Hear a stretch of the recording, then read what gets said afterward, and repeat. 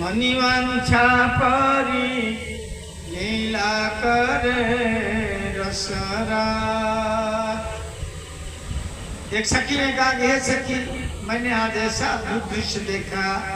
आमी जमुना फूली ने कदम कानन की हेरुन सखिया। मैंने क्या देखा अद्भुत सौंदर्य।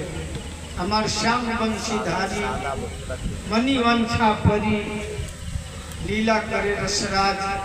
इसलिए कभी कभी जमुना के तट पर भगवान ग्वाल बालों के साथ बंसी बजाते हैं। कदाचित कालिंदी तट विपिन, कालिंदी के ऊपर जो वन है, जमुना के दोनों तट पर वन है, 12 वन है। पश्चिमी तट पर 5 वन हैं, पूर्वी तट पर 7 वन हैं। अनेक वन हैं। वनों में भगवान बांसुरी बजाते हैं। तो वही जयदेव कवि कहते हैं, कदाचित कालिंदी तट विपिना संगीत करो मुदा भी नारी बदन कमला स्वागत यो गोपांगनाओं के मुंह कमल का स्वागत करते हैं, जैसे भंवरे पुष्प का मधुपान करते हैं। जिनके चरणों की वंदना रमा शंभु ब्रह्मा अमरपति गणेशार्चित पदो, जिनके चरणों की वंदना लक्ष्मी ब्रह्मा शिव गणेश इंद्र सभी देवता करते हैं। रमा लक्ष्मी जी, रमा शंभु ब्रह्मा अमरपति, अमरपति माने इंद्र, गणेशार्चित पदो।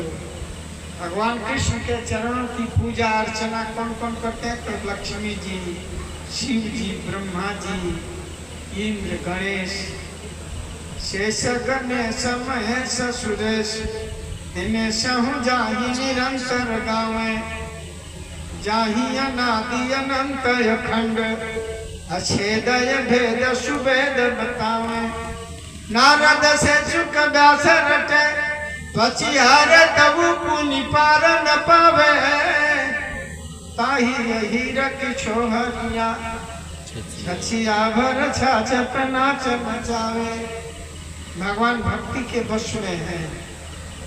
जिनकी अर्चना वंदना शेष गणेश महेश सुरेश दिनेश जाहि निरंतर गाने, जिनके कीर्ति का गान करते हैं। शेष सहस्र मुखों से शेषनाग, गणेश, महेश, दिनेश मन सूर्य देव,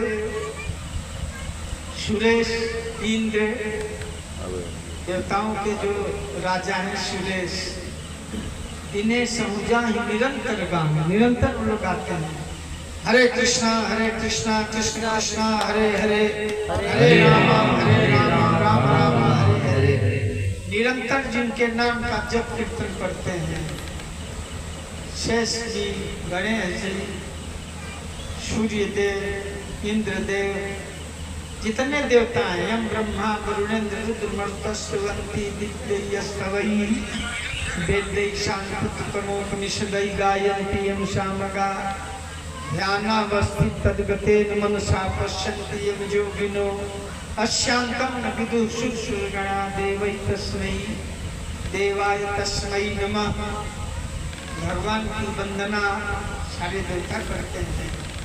कितने भी बड़े बड़े देवता हैं, महादेव, देवों में देव महादेव हैं, ब्रह्मा जी, सब लोग उनके चरणों की रज की कामना करते हैं।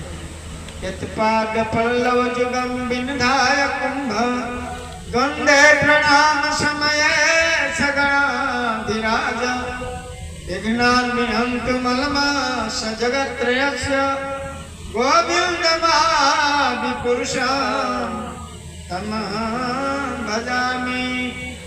यत्पाद पल्लव जुगम, ब्रह्मा जी कह रहे हैं कि गोविंदम आदि पुरुषम, कृष्ण आदि पुरुष है, गोविंदम आदि पुरुषम, आद्यम पुराण पुरुषम, नव यौवनम च, सबसे पुराने हैं, पुरातन फिर भी नव युवक हैं, किशोर, अद्वैतम अच्युतम अनादि अनंत रूपम, आद्यम पुराण पुरुषम नव यौवनम च। भगवान सबसे पुराने हैं, पुरातन पुरुष हैं, उनसे पुरानिया कोई नहीं है। गांव में कोई होता है कि 110 वर्ष के हैं, 102 वर्ष के हैं, सबसे गांव के पुरनिया हैं, इस गांव के सबसे बुजुर्ग हैं, लेकिन भगवान से बुजुर्ग कोई नहीं। सबके दादा परदादा अठराजा सब कुछ वही है।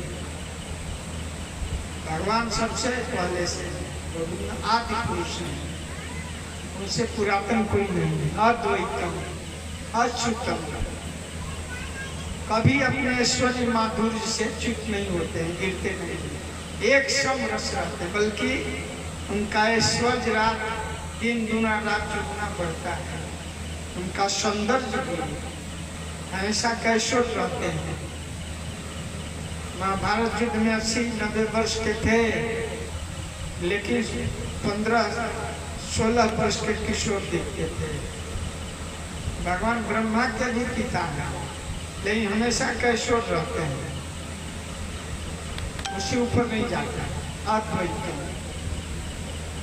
अच्युतम अनादि अनंत रूपम, अद्वैत है, दो नहीं है, अद्वैत अच्युतम, कभी च्युत नहीं होता है उनका, कभी बीमारी नहीं होता है, कभी शरीर बुरा नहीं होता है, कभी शोक मोह से नहीं प्रभावित होते हैं, कभी विचलित नहीं होते, हमेशा मुस्कुराते हैं, हमेशा बांसुरी बजाते हैं, कभी उनके चेहरे पर शिकन नहीं होता है, अरे बहुत चिंता में हो गए, हमेशा हमेशा हंसते रहते हैं, मुस्कुराते हैं।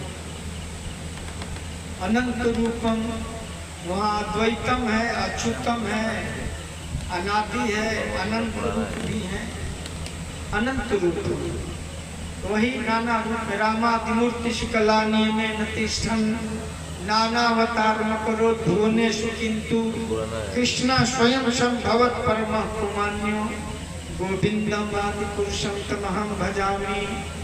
रामादिमूर्ति शुक्ला, भगवान के अनेक अवतार, राम नरसिंह वामन वराह कच्छप परशुराम राम, अनेक अवतार हैं, फिर भी कृष्ण स्वयं भगवान, कृष्णस्तु भगवान स्वयं, बाकी के अंश कलानिक विस्तार है, इसलिए अनंतम, अनंत भी हैं, अद्वैत भी हैं।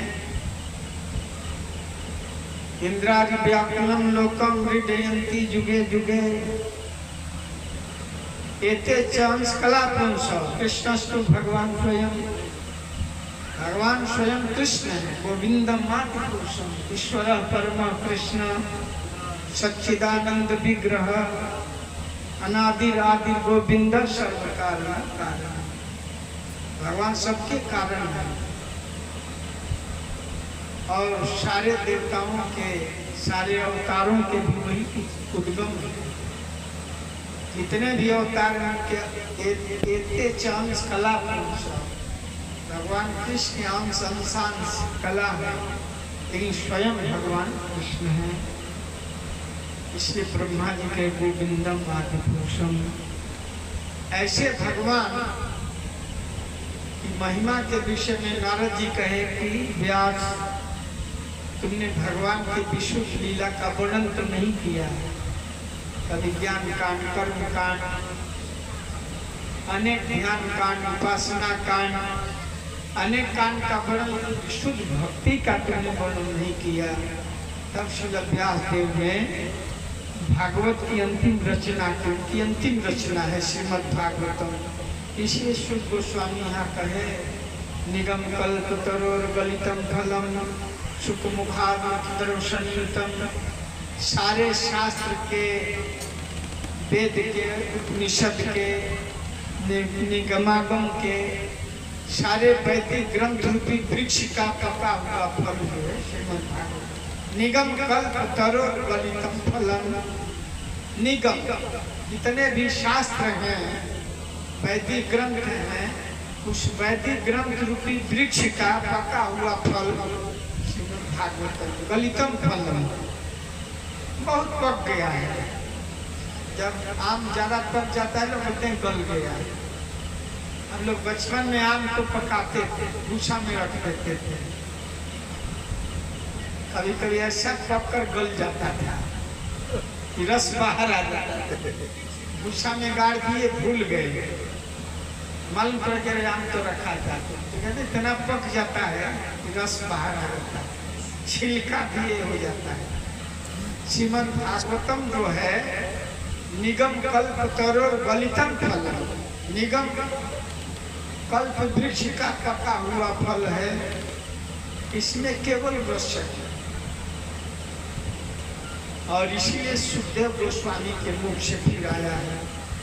भागवत कैसे आया? तो श्रील व्यासदेव ने किसको दिया?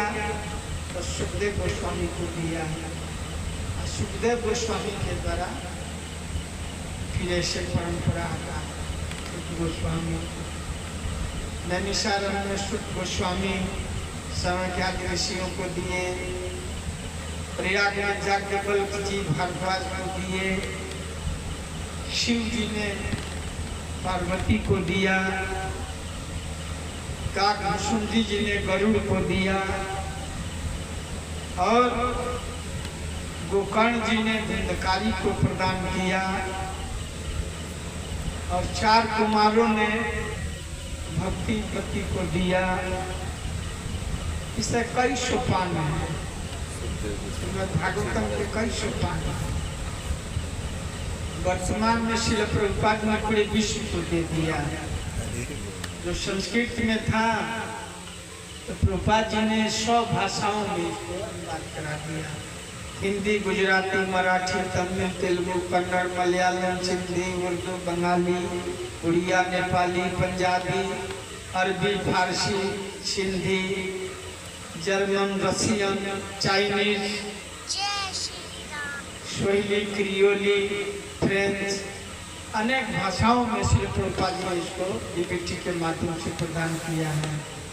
100 से अधिक भाषाओं में इसका अनुवाद हुआ है भागवत गीता का। पूरे दुनिया में जहाँ भी जाइए हर वहाँ के भाषा में, तो श्री प्रभुपाद जी कितना बड़ा काम किए कि पूरे विश्व को भागवत प्रदान कर दिए।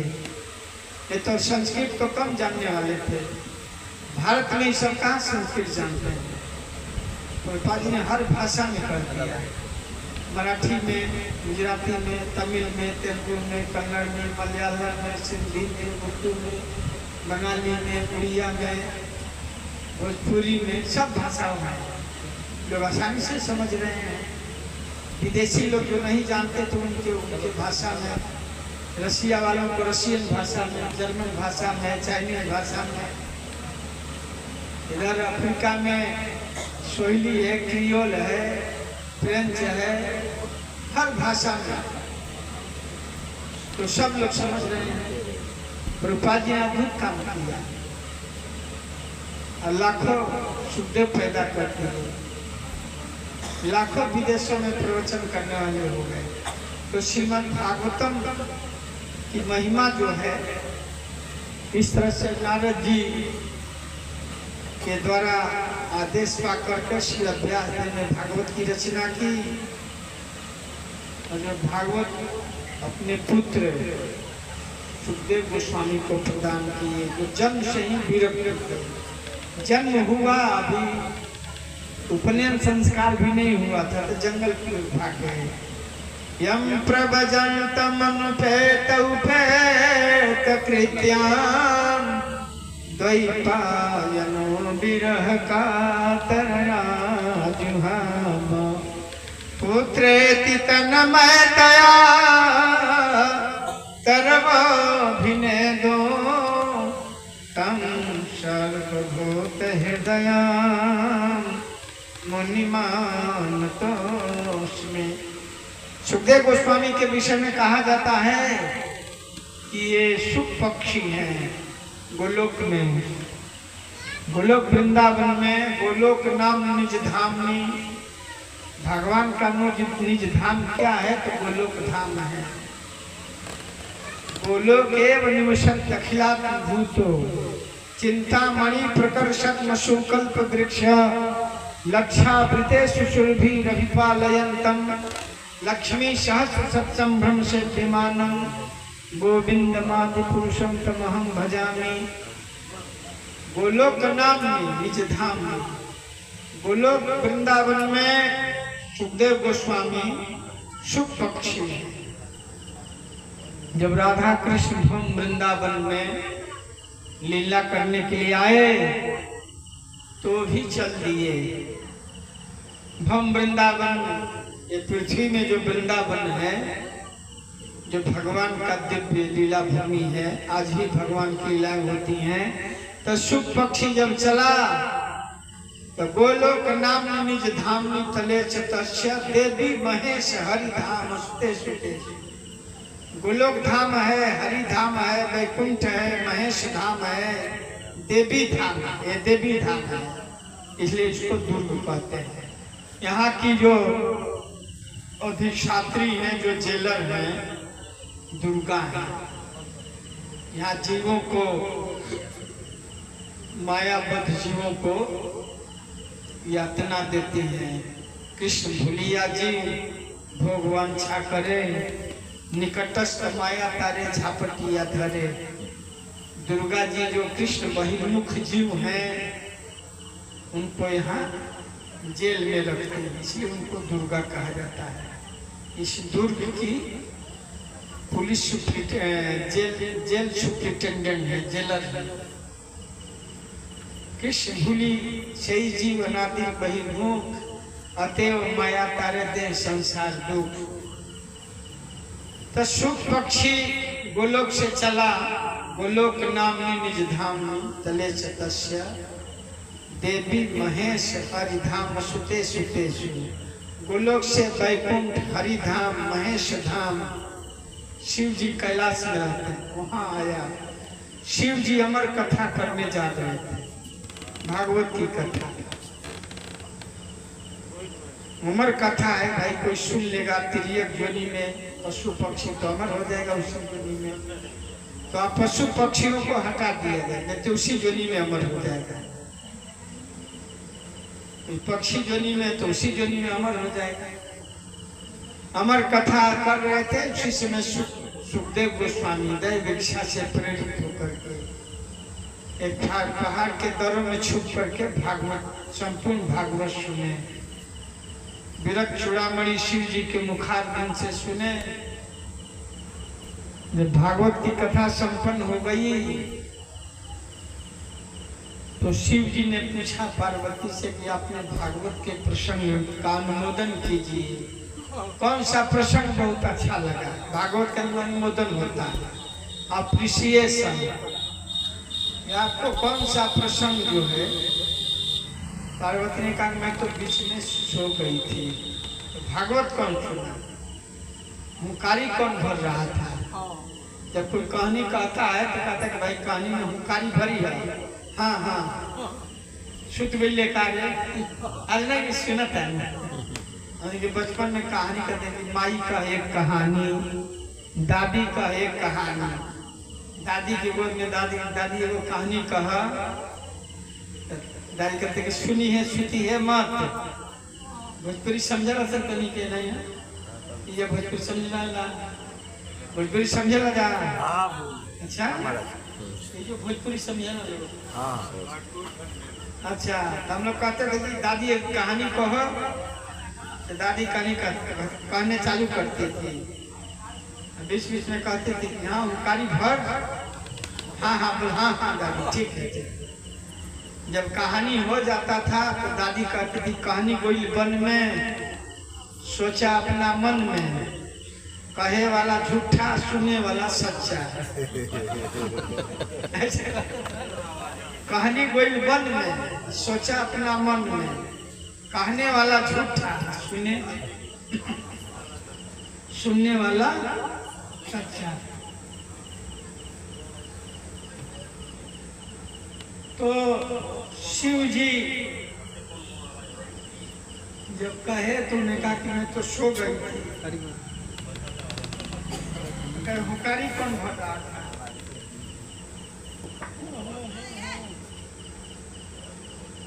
हूँ कौन कह रहा था।